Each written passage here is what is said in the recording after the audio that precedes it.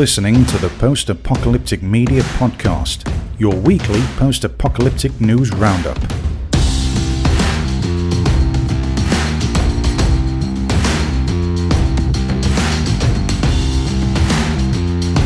Hey everyone, welcome back to this 52nd episode of the Post-Apocalyptic Media Podcast. I'm your host, Shawn, senior editor at postapocalyptic.com.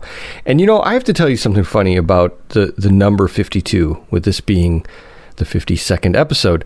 When I was a kid, my favorite number was 52, and I'll tell you why. So if you look at a digital clock, I had a digital clock by my bed, and I would sit there and look at it, and you look at the numbers 52 in a digital, kind of a digital clock way, it looks like a nuclear explosion, right? It looks like a mushroom cloud, right? So when I was a kid, and I'm talking, 12, 13, 14, and I was, even back then I was still into this stuff, I would look at 52 and I would say, that is a pretty cool little setup there. Right? It looks like a nuclear explosion. So yeah, I've been obsessed for a while. So and whenever I write things and I have characters and all this kind of stuff, I always try to work the numbers 52 into it. So what I'm saying is this is a special episode being 52. It just reminds me of that number 52, my favorite. Anyway, let's get into this post-apocalyptic news this week, right? We've had some pretty interesting stuff happening. We're now into December, almost the end of 2021, if you can believe that. And it's pretty amazing. It's pretty amazing to think that we have, in a couple months here, we'll be 2 years into this pandemic. That is nuts. That is absolutely nuts.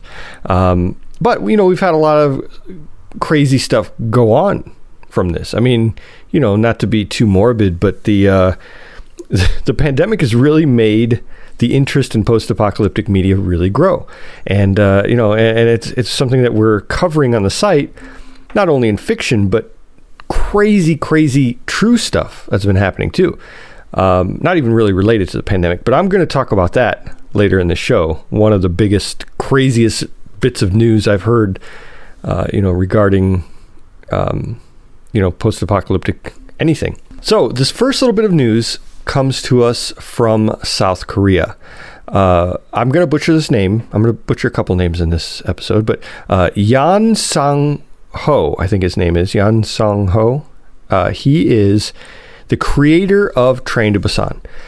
Train to Busan, of course, the original one. It's a zombie movie about people stuck on a train during a zombie apocalypse. It came out in 2016, and then in 2020, there was the sequel called Peninsula, and they called it a standalone movie. And it was, it's in the same universe as Train to Busan, but it's like, different people in different part of the world. And it's not on a train really. Well, now they're talking about doing a third movie, and this third movie would pretty much tie together all of the stuff that happened in 1 and 2. And kind of, make it like a true trilogy. So that's what the creator is hoping to do with this. And again, you have to realize that there's nothing written yet. There's nothing agreed upon yet. There's no contract or anything like that. But it's cool that he's talking about it, that he's already had this idea and kind of, stewing around in his head that this is something he wants to do, is make that third movie. Now, the first one was wildly popular. It was just insanely popular. And then the second one, it was really popular, but it didn't kind of resonate as much as the first one. So maybe this third one, going back to kind of that original story, that's what he says. He wants to go back to that original premise. Maybe that'll help tie it all together. We'll see. All right. Next little bit of news here is from the world of Mad Max, my favorite Mad Max. Now, Fury Road, of course, came out in 2015. It was a huge success. I think bigger than any of the other Mad Max movies, to the point where it's like people, when they say Mad Max, like, have you seen Mad Max? A lot of people just are thinking about Fury Road. They're like, oh yeah, the one with Charlize Theron. Yeah, it's a great movie. And then you say, no, well, actually, it's the fourth movie in the series, and they're like, what? So yeah, it's funny that that one has overshadowed anything else. So, going off of that success, George Miller, of course, is working on another one, and this is a prequel called Furiosa, and this isn't news here, this part, but Furiosa is going to be a prequel that has that girl from Queen's Gambit, Anya Taylor-Joy, I think her name is. Yeah, Anya Taylor-Joy. She's going to be playing the part of Furiosa, a young Furiosa. Not that, Charlize Theron couldn't do it. She probably could. She could probably play like a 20-year-old version of herself. But they got Anya Taylor-Joy to do it instead. I'm looking forward to it because I really liked, I think she's a great actress. I think Queen's Gambit was a really, really great show on Netflix. And then, so the other cast members include Chris Hemsworth, he's one of those like Marvel superhero guys, right? Yeah, he's one of those, I think. Yeah. So people have rumored that he's going to be Max himself. He's going to play the role of Max, and that's not confirmed. George Miller hasn't said anything about that, but the news part of this story that I'm rambling on about, because I love Mad Max so much, is that another character with an unnamed role is being replaced. Yahya Abdul-Mateen II. So Abdul-Mateen was supposed to be in this role, and you might know him. I think he was like Black Manta from Aquaman, and he played a couple other roles. He was in The Watchmen and stuff like that. He's a big star. He's been in a lot of stuff. He's going to be Morpheus in the next Matrix movie, the one that's coming out like next week or this week. Wow, it's already December. So he's a big star, up and coming, like huge star, and everyone knows him, and all that. Well, so that makes it kind of sad that he's getting out of the cast of the next Mad Max movie. He's kind of bowing out, and the reason he said he's getting out of it is he said that there's scheduling conflicts, stuff like that. He's a busy guy, which is sad.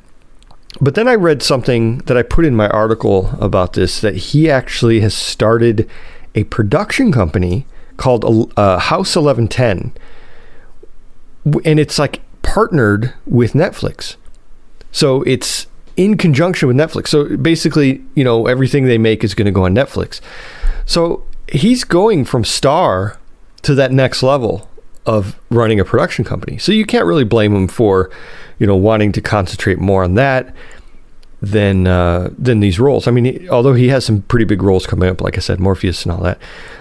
So Abdul-Mateen is going to be replaced, though, by a guy named Tom Burke. And you might be saying, who in the world is Tom Burke, right? Who's Tom Burke?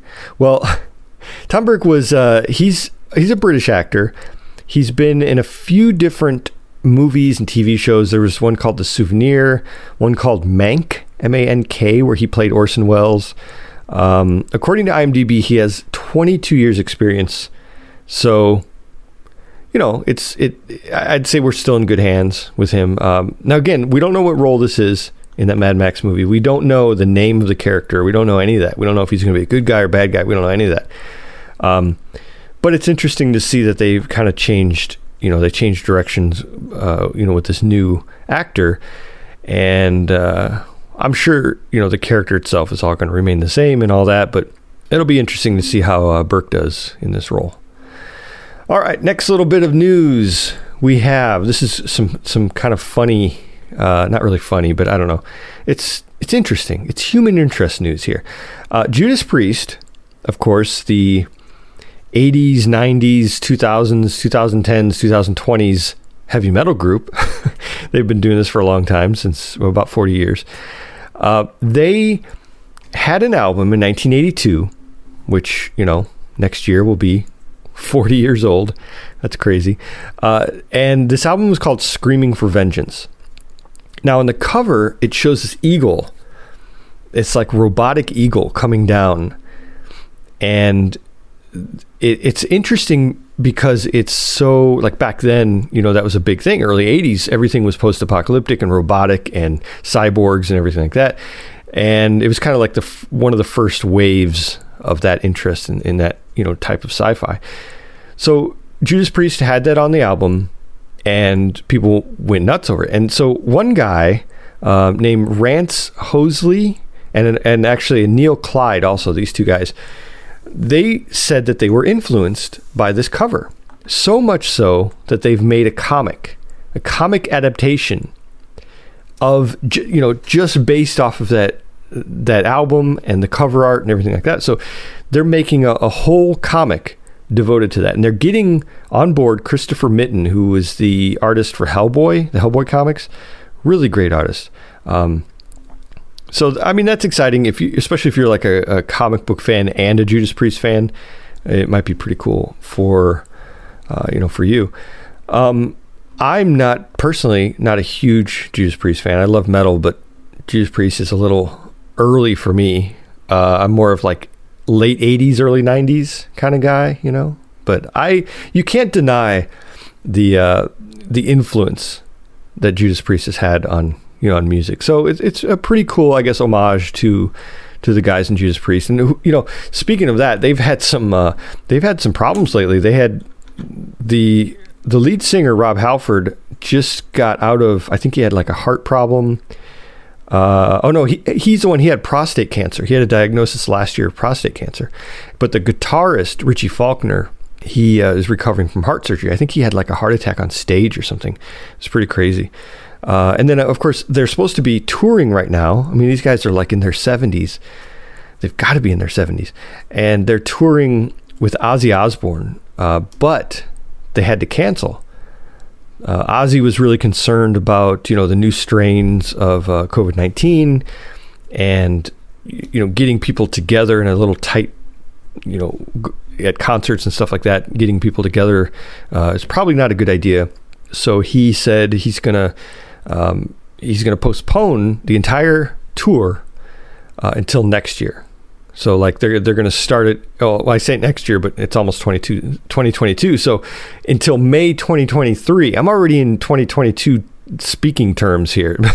So it'll actually be a year and a half, just about, in May of 2023 is when Ozzy and Judas Priest are coming back to tour. And I mean, that's a long time, guys. I don't know if I would plan that far ahead. You guys, I mean, it's not really a laughing matter, but they have had some health problems, and I think it's time for them to retire. I mean, Slayer just retired, and they started in 81.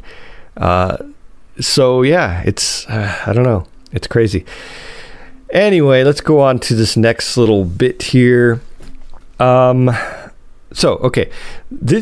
Bill wrote this article, and I thought it was funny. I wanted to mention it, and I wanted to play a little bit of this. It's about a guy named Jonathan Morris, who wrote some post-apocalyptic Christmas carols. Of course, we're getting, up to that season, Christmas carol season, in the December holidays, and these are hilarious. And the connection I have with this, and I swear I had no idea Bill was writing this until he wrote it, and I absolutely love it. But so Jonathan Morris was my co-host on a podcast I did a long time ago called Through the Aftermath. Now, what's funny is Through the Aftermath never really stopped. Like, we'll record one episode like a year. And we started, I don't know, maybe 11, 12 years ago. It was a long time ago. And it was like this, where we talk about post-apocalyptic news, mainly games. And then we did some episodes where we talked about, like we did one on Bay of Pigs, and we did some on, like Hiroshima, Nagasaki. We did kind of like serious, informational episodes, but also we did a lot of entertaining stuff. So my point is that Jonathan Morris did these intros to all the episodes, and they were big productions. He would get with like coworkers and his family members, and they would all voice these different parts, and he would do these really elaborate intros, and they're great. Like it's probably the highlight of the show. I have to say. So for Christmas one year, actually he's done this many times, he will make Christmas carols, and they're post-apocalyptic themed, and they're hilarious. The guy, he's a funny guy, And I wanted to play. Okay, so I want to play a little bit of this. And like I said, I didn't know Bill was going to write this, but Bill's been a fan of that show probably since we started, and that's how I originally know Bill from there. I mean, we work together now on the site, but he was actually a listener of one of my first podcasts, so that was pretty cool. So anyway, let's play a little bit of this. Just feel that fallout sting and you ring, ring, ring in your face. Your hair will fall out and you'll soon be dead within days. Forget that radioactive acid rain outside and get caught up in the post-nuclear holiday spirit. You know Russia and Iran and China and Cuba. The UN disbanded and NATO fell through. But do you recall who fired first and nuked the rest of us all? No one knows how it started, but every government claims they do. Korea said it was their fault, except the missiles launched from Kathmandu. All right, so as you can hear, it's quirky stuff. It's quirky stuff, but I wanted to play it in case, you wanted to share it with your family and let them know that you have a kind of a crazy, weird sense of humor, and that you're really obsessed with post-apocalyptic media, right? Yeah, it's good stuff though. I'm glad Bill posted it. I'm glad that he's kind of honoring Jonathan's those old recordings that he did, because they're super funny. All right, well, let's get back into news, right? So there is something that's really crazy going on right here. I mean, it's crazy. It's cray-cray. Scientists have discovered, they developed this living robot. And they're basically like little nanobots. They're about a millimeter, large, and they're, oh man, it's scary stuff. So what they did is they took stem cells from this frog, this African frog, and they call these things xenobots, which is such a sci-fi name. It's such a, I could see that in the title of a sci-fi. So they made these xenobots, and they're made from stem cells. So they're kind of mixed with living organisms, Stem cells can change to be whatever kind of cell you want them to be, which is crazy. But they've been around for a long time, like 20, 25 years, where they discovered that.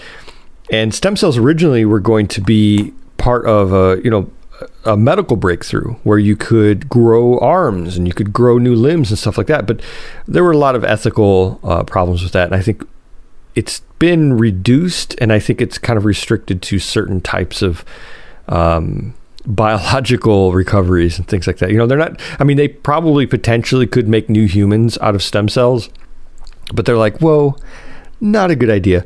So what they are doing though, is they're still playing with these stem cells, and they made these bots. They made robots. Now this isn't like a metal encased, AI, iRobot kind of a thing.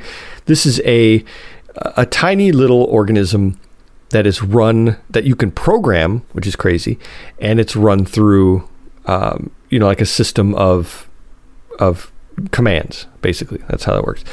Well, the crazy thing is that these living robots that they made are now reproducing. I feel like this is something that someone would say on a news, in the background of a sci-fi movie where the world is ending, and some newscasters like, they're reproducing, So, but they seem really calm about it. They've created these things, these bots, that not only let me read this, because it's crazy to me. It's absolutely crazy. So these things can walk, they can swim, they can survive for weeks without food, they can self-heal, and they can, okay, this is my favorite part, they can coordinate themselves into groups. What can go wrong, right? What can go wrong? We can get this together, and we can make these little bots, and the scientists can say, it's fine. It's, they're not going to attack us. They, even if they program like Asimov's laws into them where, they can't hurt their maker. I don't know. It's really scary. It's scary stuff, and I'm joking about it because I joke because I'm afraid. That's how that goes. So the reproduction process in these things is really fascinating. So they've discovered, basically, they had these things, and they were kind of like circle shaped, these tiny little robots, and they realized that they could actually reproduce. And they said, wow, that's crazy. So we're going to upload some AI to these things that's going to help them be more efficient at reproducing. Because it was a really rare occasion when it would reproduce. It was had to be certain circumstances and certain types of environment for them to reproduce. So now they're like, well, let's fix that. Let's upload some AI to these robots so that they can figure out how to be more efficient, how to more efficiently reproduce and do it better. Well, so what it did, these bots reformed themselves from a circular little blob into things that look like Pac-Man, right? It gets worse. So these little Pac-Man bots, who, by the way, can walk and swim and coordinate into groups, are eating stem cells. They're eating like thousands of stem cells and consuming them into their little bodies. And then something happens in there and they come out as new Xenobots. I don't know what else to say about that. It's one of those things where it seems like a book. It seems like a book that I would read and like a trilogy of it, because, I would read so much of this. It's super interesting. But then when you really stop and think about it, this is real life. This is real life stuff going on where they're making living machines that can self-heal and mobilize and get together in groups and reproduce. So this reproduction system of these robots is not like anything else. There's nothing, no plants or animals can reproduce like this. We have asexual reproduction in plants, and we have different types of reproduction in animals.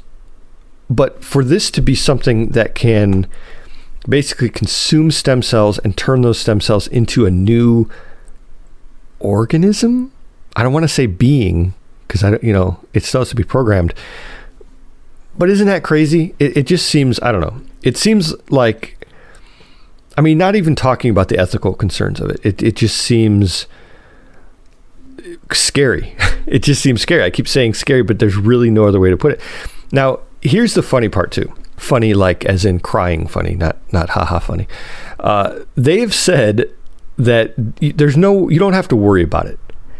They said you don't have to worry about these things getting out because they're they're biodegradable. They're in an enclosed lab environment right now. And they have, they're regulated by a team of ethics experts. So they have this, who knows what that means, but they have this group of people who are advising them, these scientists, on what is ethical and what is not. Now, I think I would guess that it's kind of the same kind of regulations that we have on regular stem cells, where you can't reproduce humans. But look how far we are from that. We're reproducing frog stem cells that can be programmed to do whatever you want to do with them. That's not even to just talk about the fact that the fascinating fact that human nervous systems and muscle control are all electrical impulses. You know what I mean? So we have electrical impulses capable, electricity is capable of moving our bodies around and keeping us going. And to put that with the fact that these things can self-heal and mobilize and all this stuff, it's not going to be long before we have these robots that aren't a millimeter anymore. They're going to be, who knows how big we're going to make these things. And they're talking about the just vast possibilities, the endless possibilities really of what you can do with these things, from, having humans consume them to kind of, do inner body diagnosis and stuff like that.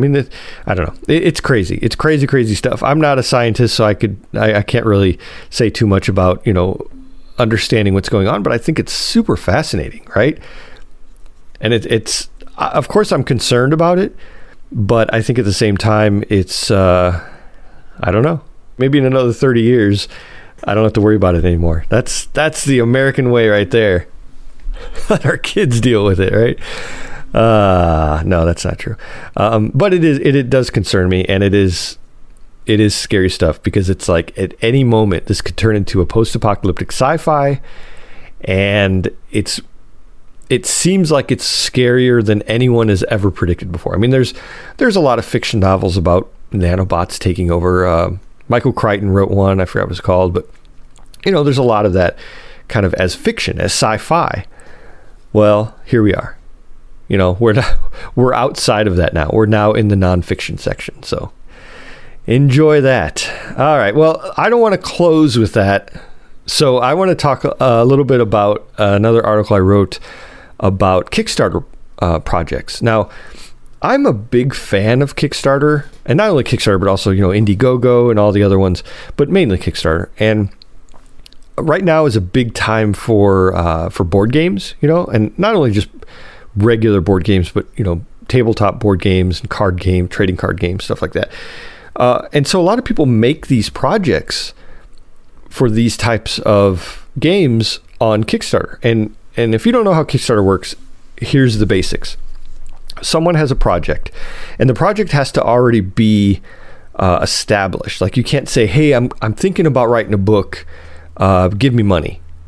You basically have to say, I'm a writer, I have proof that I am a writer, and I have written books before, but I need help with my newest book, and if you give me money before I'm done with it, I will give you a discount on the book, or I will give you these extra little tidbit things, that will kind of have to do with my book, and things like that. So a lot of people are kickstarting games. That's kind of the big one, because when you're helping to fund this project before it's done.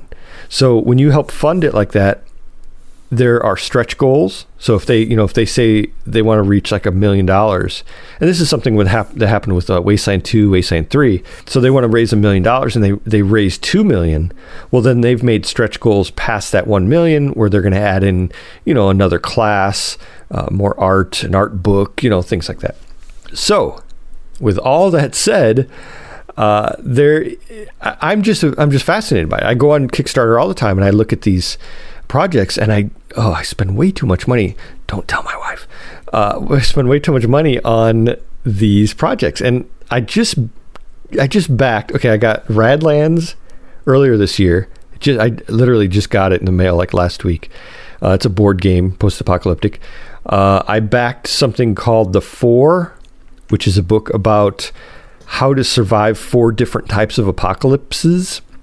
Very cool. I think I've talked about it on the podcast before, but that was actually, spoiler alert, that was actually number 1 on this list. And I've backed a few other ones. So it's kind of an addiction of mine. It's no cause for concern. It's just a little hobby, right?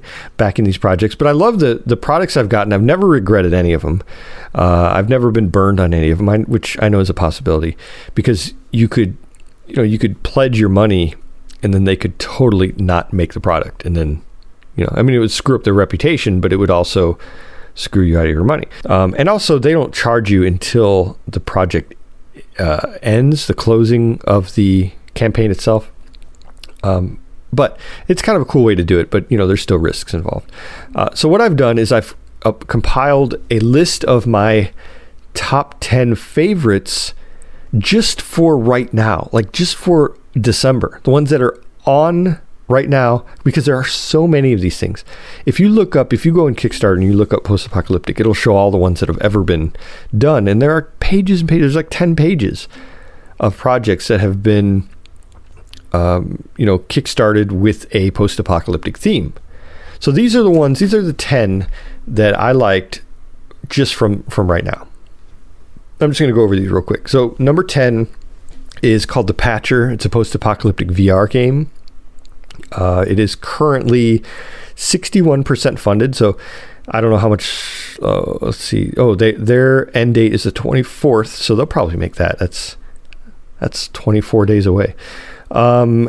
My number 9 is Zero Sievert, I think it's called, Zero Sievert. That's another game. This is a game that was inspired by Stalker, which is a super popular Russian game. And then that one ends on the 3rd, so that's coming up. That's in 2 days. Actually, by the time you hear this, it'll probably be just about done. And then we have number 8 is Avalon, which is a story-driven post-apocalyptic comic. There are a couple comics in this list. That one is 21% funded as of right now, but that ends January 28th. And there's Nephilim Saga. I think that's how you pronounce it. Nephilim. That's another game. Now that one's not doing so well. It's only 2% funded right now, and it ends on Christmas on December 25th. This is a hard time to be doing a crowdfunding project. It's kind of a peculiar time. I know not everyone celebrates the holidays, but there are a lot of people out there who have just spent all their money on Christmas gifts for their kids or for their family, or friends. And to say, hey, give me money during this time when you're broke, and then in a year or two from now, I'll give you the product. I mean, that's kind of the way Kickstarter works.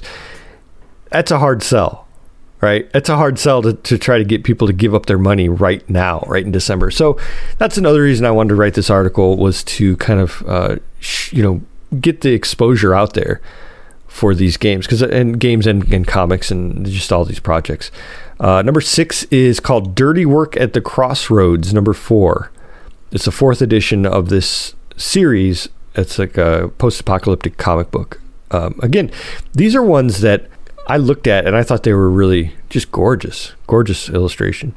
That one is currently 69% funded, and it ends on the 15th of December.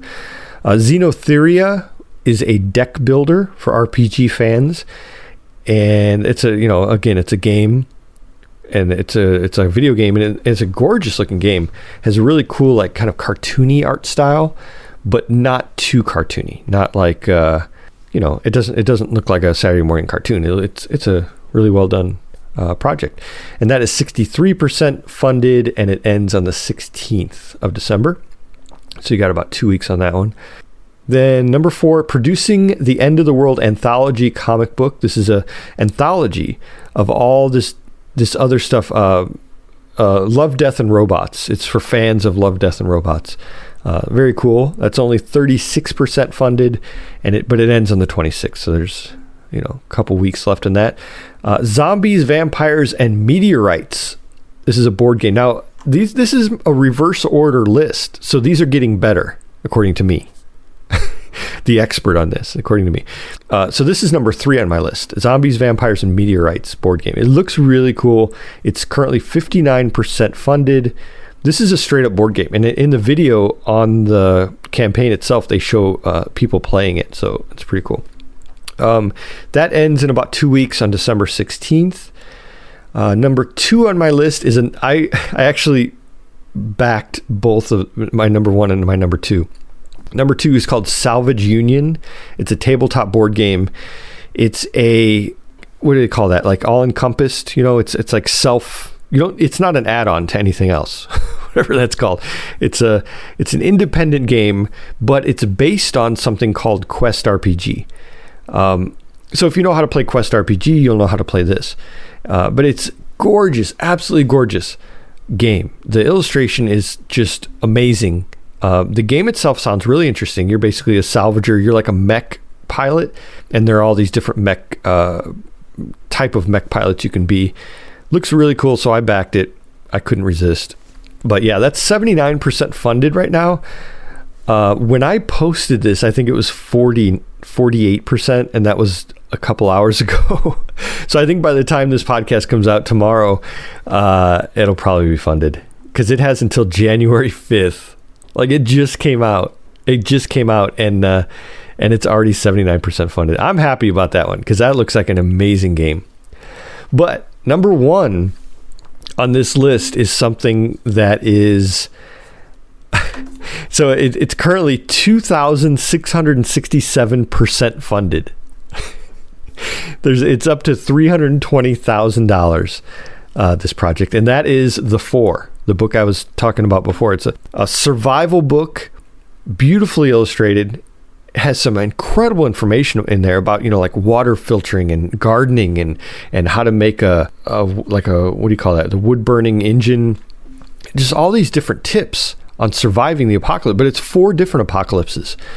So it's telling you how to survive these different scenarios, like pandemic, nuclear winter, global warming, and then zombie attack, which, zombie attack is not entirely, plausible, but it's one of those things where it could be adapted to something else, some kind of pandemic type of thing. So this is an illustrated guide. It looks amazing. The idea is amazing. Now, it's not the first time this has ever been done. There's another book called The Book that was very similar, a little bit different art style, but it's a very similar kind of thing. And that was done on Indiegogo, I think, and it's up to like $3.5 million or something like that. Like that's the industry you want to be in right there, making these kind of books, because they're making some bank there.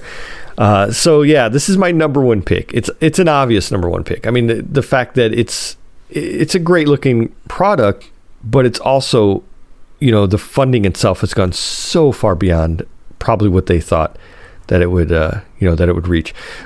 Actually, I was so impressed by this, by the book itself and by the whole campaign, that I reached out to him and I said, hey, I want to write this article on, the current December, Kickstarter campaigns, but do you have an affiliate link? And they said, yeah.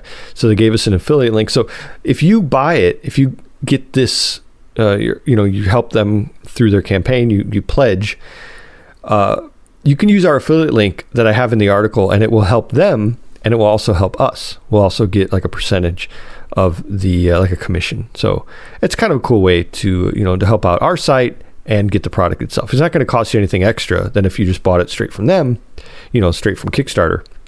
But a little bit of it goes to us. So it's kind of a cool thing, and they are just swimming in money right now. So yeah, good times.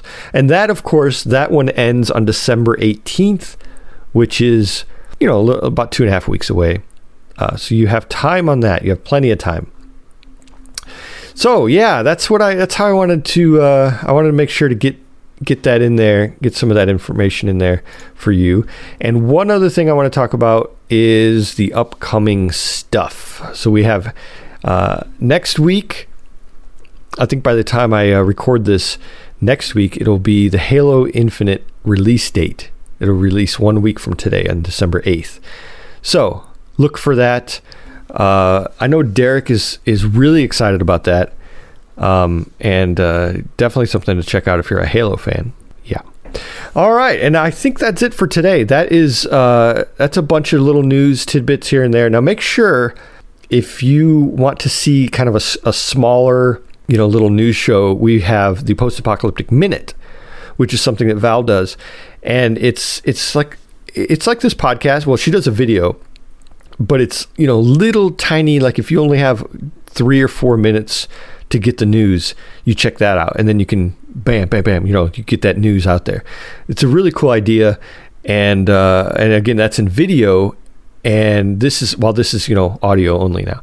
So yeah, check that out. Check out our main site, of course, as always, postapocalyptic.com. We try to stay on top of every little thing from, books and movies and games and TV shows and stuff like that, all the way to more of like the survival side and the crazy science side, like when I'm talking about robots that reproduce. It has to do with the apocalypse, right? Because when the world ends from reproducing nanobots, we're going to be like, hey, Shawn told me about that on the Post-Apocalyptic podcast, right? So yeah, good times. Yeah, so check us out there. Check us out on social media. We even have a TikTok. We're that cool. We have a TikTok and all the other stuff. Facebook, Twitter, all that will be linked in the show notes for this show. And yeah, we have a couple other things we have going on in December. We'll have our awards at the end of the month, our Boomy Awards, and this will be our second annual one. We did our first one last year. So we'll name all of our favorites from TV shows, books, short films, all that kind of good stuff. And then, of course, we have our writing contest, which I talk about all the time because I'm so happy about it. I'm so happy that people are writing stories, writing short stories and submitting them to us for this contest. I mean, that's exciting. So I'm having a good time reading through these. I really enjoy them, and we need more. We need tons more. I want to read more. You guys are so great at these stories. So yeah, get those in. If you go to the main site, postapocalyptic.com, you can see right up on the top, it has a link to more information about that, if you want to do that. Yeah, and I think that's it. So everyone, thanks for listening. Thanks for tuning in. I really appreciate it. And of course, as always, one important thing to do through the Xenobots is to stay alive out there and always be ready for the big one and the little ones, the little nanobots. Bye, everyone.